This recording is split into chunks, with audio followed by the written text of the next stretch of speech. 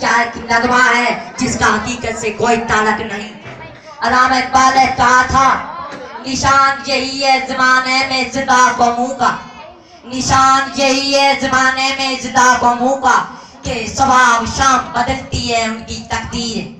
جناب صدر, اب پاکستان بننے کے بعد ہم نے کتنی دفعہ اپنی حالات بدلی ہے, یہ تاریخ آپ کے سامنے ہے.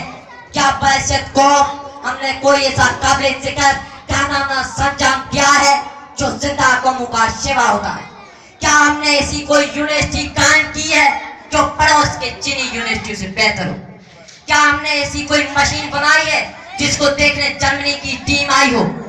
کیا ہم نے ایسا کوئی اخلاقیات کا کارنامہ سرانجام کیا ہے جس کو اپنانے یورپ کی مفکرین سوچ رہی ہو؟ ہم تب تک دوسروں کے کارنامے میں اپنے نام لکھواتے جائیں گے, ہم تب تک سینکڑوں سالوں پہلے یا دوسروں کے کارناموں کے پیچھے جھکتے رہیں گے. علامہ اقبال نے فرمایا ہے وہ دور آیا نہیں ابھی تک, وہ دور آیا نہیں ابھی تک, نظام بدلا نہیں ابھی تک, وہ کہا کہ عمرہ ہلے نہیں ہے, غریب جاگا نہیں ابھی تک, وہ میرے شاہین پہ بال وہ پر ہے پلٹ کے جھپٹا نہیں ابھی تک, وہ مرد مومن گمان کا مارا یقین پیدا نہیں ابھی تک, کلام میرا لبوں کی زینت مرید سمجھا نہیں ابھی تک, خدا کے عاشق بنوں میں نقصان شعر عشا نہیں ابھی تک.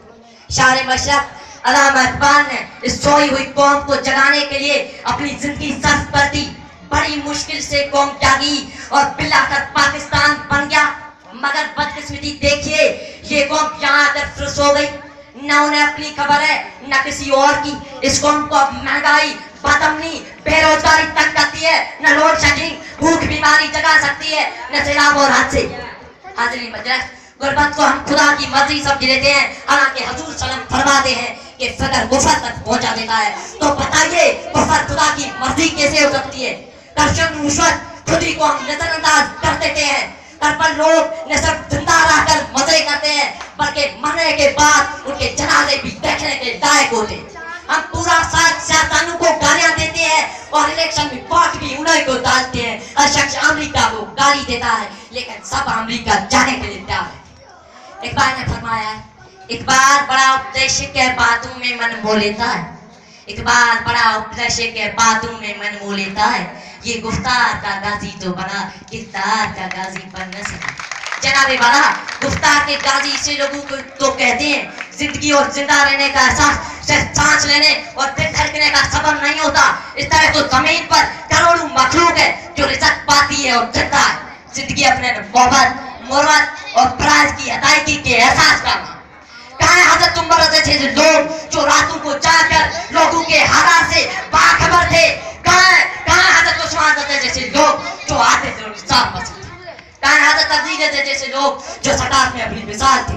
در حقیقت بحثیت قوم ہم سو رہی ہے, جانتے بوجھتے ہمیں پڑوسیوں کی بھوک نظر نہیں آتی.